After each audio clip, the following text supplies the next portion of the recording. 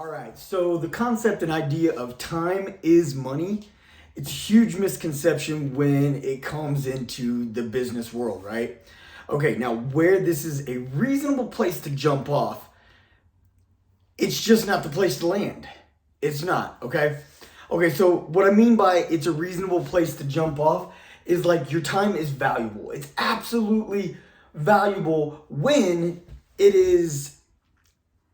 someone's seeking help in business, right? Okay, so when you're gonna sit here and say, like, I'm gonna help you grow your business, or you're gonna sit here and say, like, I need your help with my business, I need a contractor, I need this person to do this, I need to outsource this, that, and whatever. Like, time is valuable in the aspect that your time isn't free. Now, where the misconception is time is an invaluable thing in the fact that it's limited. Like I said, it's kind of like a paradox, right? Because ultimately, your time is precious, and you should value it when placing it in business. You should value it when you're earning money, and ultimately, like, you're getting paid hourly or you're getting paid a salary, but that salary is based on X amount of hours. Okay, when you're paid based on these situations, your time isn't efficient enough. It's just not. We've got to be more efficient because time is invaluable to the extent that we can't get more of it. You can always make more money if you learn to make your time efficiently and you start being more productive in the time that you have. Time is so precious.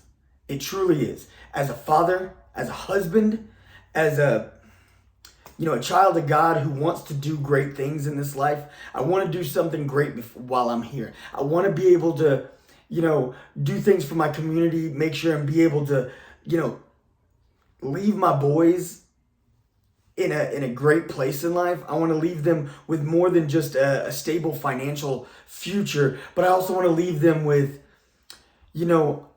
a legacy of seeing what it takes to be a good man, what it takes to be a good husband, what it takes to be a good brother, a good friend, a good confidant. You know what I'm saying? What it takes to be a soldier for Christ, right? So,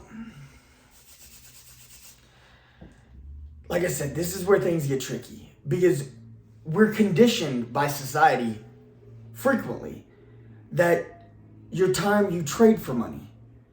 And it's okay in the beginning because in the beginning what you're doing is developing skills. So when you get your first job, when you see a lot of people, unfortunately, there's a lot of people who don't get their first job till they're 18, 19, 20, sometimes out of college. Now, there's a lot of people, though, that work their way through college. And there's even a whole lot more people who start their first job. They get a summer job in high school or whatever. I've literally been doing little hustles since I was like 12 years old. When you first start at, a middle schooler, a high schooler, even right out of high school, when you first start, you're trading your time for money. That's what you're doing. But through that trade, you're gaining more than just money. And that's where the misconception that a lot of people also miss. You can't miss that opportunity of gaining knowledge and gaining skills. This is something I've talked to a couple of people fairly close to me a few times. The idea that I worked for a company. I've worked for a couple of companies that were incredibly tiny family businesses, right?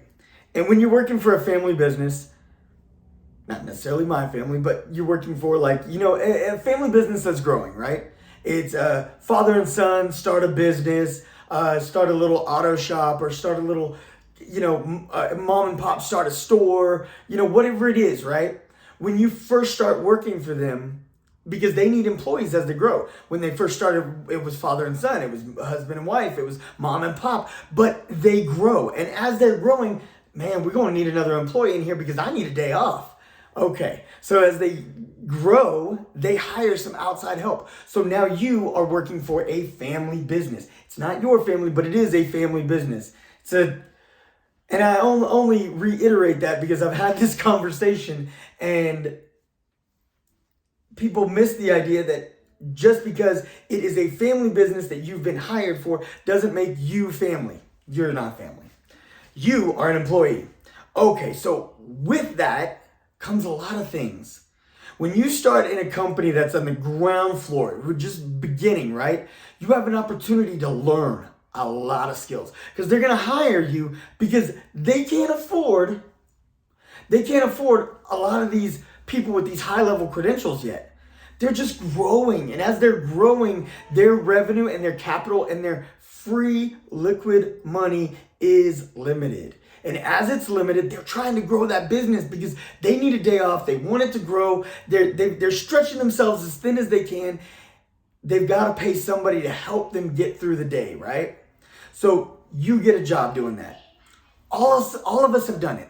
All of us have done it at some point. If you didn't, then that means you got a job elsewhere, like a McDonald's or a cafe, a convenience store, retail, whatever. You know what I'm saying? Either you're working for a chain or you're working for a mom and pop. If you've got no certificates, no degrees, no high school diploma, no skill set that you've actually earned money for, you've never earned money.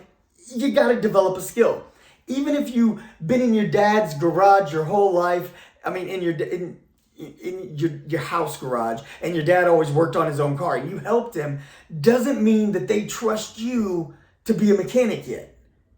Now, if you have been working in his actual, job, like he's got a garage out there that he's for the people, right? And you're working in that garage since you were like 9, 10, 11, whatever, you've always been there, then you've got some credentials, but odds are you're going to get your first job at his place. See, that's it, right? That's the nature of it. So when it comes down to it, what you've got to do is you're going to take a job, ultimately just to get some money.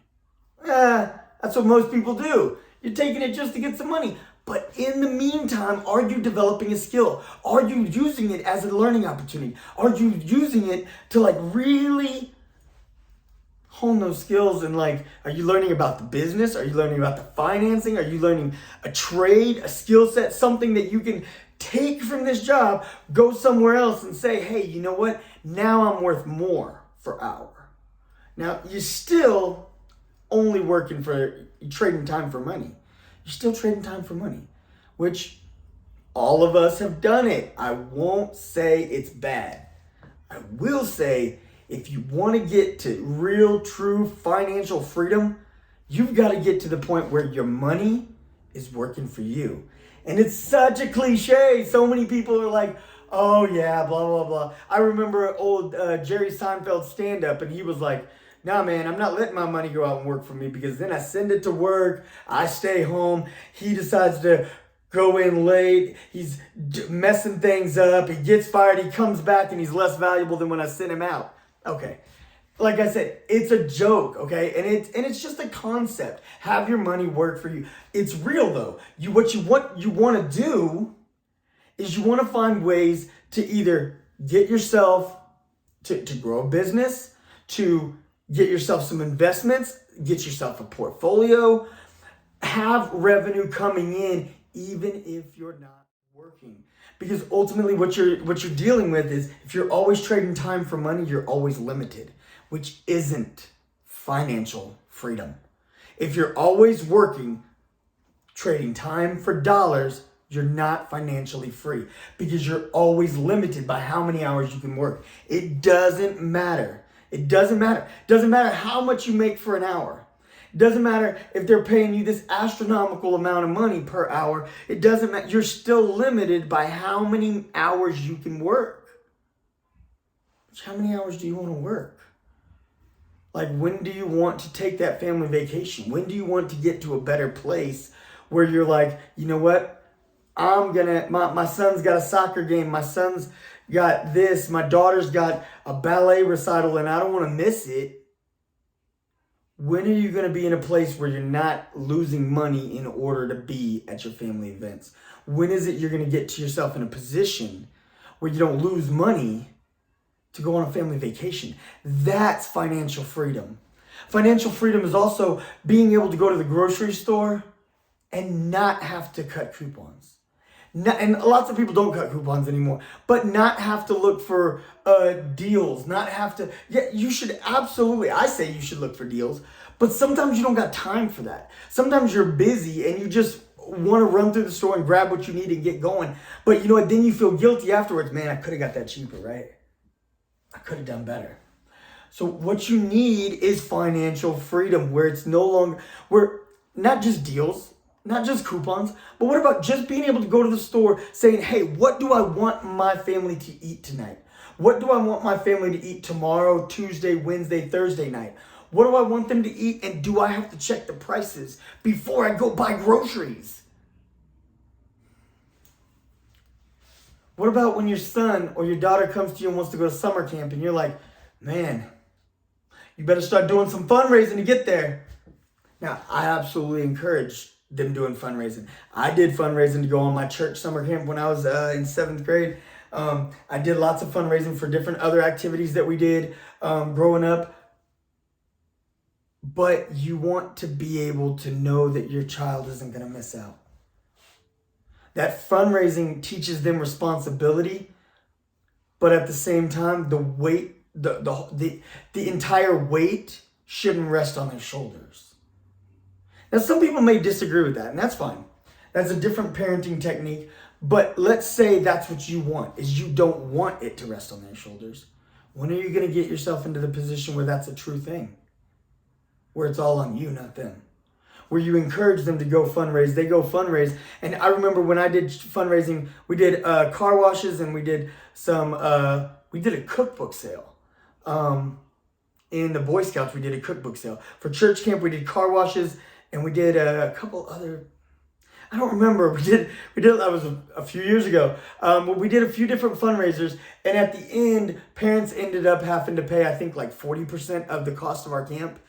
But we ended up raising the money for like 60%. I mean, so we still learned responsibility, but at the end of the day, when we fell a little short of our fundraising, mom and dad covered the rest, right? So you want yourself in a good position to be able to do these things, to take care of your family, to give them the life that you feel they deserve. Money needs to be greater than time. Now, don't misunderstand this. Money is not more valuable than time. Money is not more precious than time. But money should not be traded for time. Not if you want to be financially free. Now, again, I'm not knocking anybody who works a 9 to 5. And some people are working a 9 to 5 and they're balling. There are doctors, lawyers, there's, all kinds of people who do great jobs that I absolutely don't want. Doctors, lawyers, I don't police officers, I don't want any of these people to, teachers, I don't want them to go away. But I also know, just like some teachers, they ain't paid enough. Now, doctors are banking. So I got and you know what? Maybe you want to be a cook. Maybe you want to be a mechanic. Those things are all well and good. I'm not knocking the professions. They're professions that we need. I love going out to eat. I love going to a restaurant and having someone cook something that maybe I didn't even think to put together. I love it. I also love being able to go to an expert who I was like, you know what, I heard a sound in my car and I don't know what that sound was. And he's going to know. He's like, you know what, I got you. I like that. I have learned from the hoopties that I've driven over the years. I've learned a lot about cars. But I don't know everything I need to know. That's for not by a damn sight. You know what I'm saying? There's a lot for me to learn still. But I like I said, sometimes I'm not wanting to figure it out. I'm not wanting to try to learn it. I'm just wanting to go to an expert and say, hey, you know what? I love my car. Take care of my car for me. Help me out. I love being able to trust that the teachers, the doctors, the police. I love I love being able to go to the grocery store and knowing that somebody's going to check me out. At Walmart, that's not always the case anymore, but there's still greeters that are super friendly, and they talk to me, and they're polite, and they're, I met an incredible dude here while we were out here in Bend. He started talking to me, and he just said he felt compelled to talk to me. He felt drawn to me, and every single time I went into Walmart and he was there, he always hollered at me. We talked about shoes. He, for whatever reason, he liked the different pairs of shoes that I had. We talked about different things like that. And he talked about my boys, because my boys were with me like half the time, but the other half the time they weren't. So he'd always check in on how the boys were doing. And then now that we're moving out of Bend and we're leaving, I let him know. I was like, hey, brother, my man Andre, we're heading out on Monday. And he's like, before y'all leave, he's like, let me pray for you. We stopped right there in the parking lot, man. And he prayed for me, prayed for our family to be safe on the road and all that. And he said that, he knows that we got a lot to do. And he knows that God's got a plan for us, right? He said, you don't know what Jesus' plan is for me, but there's a plan. I like knowing that there's people like this in the workforce out there. And there's nothing wrong with working 9 to 5. But at the same time, I do hope you're doing something more for your future. I hope that my man Andre has got something set aside that he's working towards his future, his retirement. I hope that, everybody out there is doing what they can. And if you got questions, hit your boy. You know what I'm saying? Leave your comments below. Let's start an open discussion. Let's talk about how you can be investing for your future. Let's talk about how you could invest in the stock market. Let's talk about how you can invest in a side hustle. Like you can get things, rolling over here, so that way you can make some more cash, and it can be making money while you're sleeping. Get yourself a turnkey operation, man. They're not obsolete. That's the crazy thing, is turnkey operations are something that were hot in the 90s. Like it was everybody's side hustle. Like in the 90s, that's what everybody wanted to do. They was like, I want to get this so that way I can just make money when I'm not doing nothing. But the thing is they're still alive and well. They ain't done. But they're just not talked about as much anymore. Like I said, you got to get to the point where money needs to be bigger than your time, but never more valuable. Your time is precious. Your time is precious, and you got to make sure that you appreciate your time, that you respect your time, that you don't lose, waste, or neglect the time that you got here. Money needs to be greater, so that way you can be generating more revenue, have more cash flow into your life, into your family, so that way you can do greater things that can benefit your family, your community.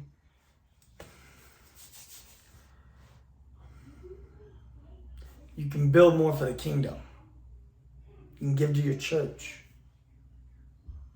You can give to children. You can give to charities. You can do these things without feeling like, well, I feel compelled to give, but man, that's all I got. Now, and there's nothing wrong with that either. There's nothing wrong with that.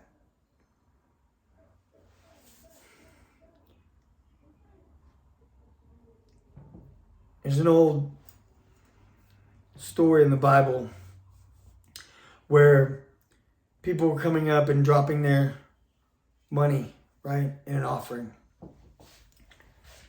And several people came up and dropped money, and this lady walked up and she dropped her last 2 coins. Her last 2 coins. Who knows where things were going to go for her after this. She dropped the last 2 coins in the tray. And as she did, Jesus said she gave more than anyone else. Even though monetarily, so many people had given more than her. She gave all she had. And she did it joyfully. I think we need to have that mentality to give and to care about others around us, our friends, our family, our cousin who might be in trouble, our sister, our neighbor. We should be willing and able to do that. But also, if we make better choices in our lives and set ourselves up for success, then when we do that, we can give so generously without without it being such a leap of faith. Again, I am not diminishing the leap of faith that you're going to give what you've got, trusting that God's going to take care of you. That's a big thing. But I'm advocating for you to position yourself where you can give more generously without ever that being a concern. All right, like I said, I just want to sum it up. Time isn't money. Time is frequently traded for money. And that's okay in the beginning when you're learning skills. But eventually, you got to position yourself better where time is invaluable and precious and money is bigger than the limited time that you have. Money isn't more important than time. It's just bigger. There's no limit on the amount of money you can earn. There is a limit on the amount of hours you got. All right. Y'all go out, do something great today. Do something big. Give it all you've got. I got nothing but love and respect for y'all. I appreciate everybody who's subscribed, who's staying tuned in, who's been leaving comments lately, reaching out to me. Man, it means so much. Let's keep building. Let's keep growing. Man, y'all get cocky. Y'all go have a blessed day. Just enjoy it. Embrace it. Do something great.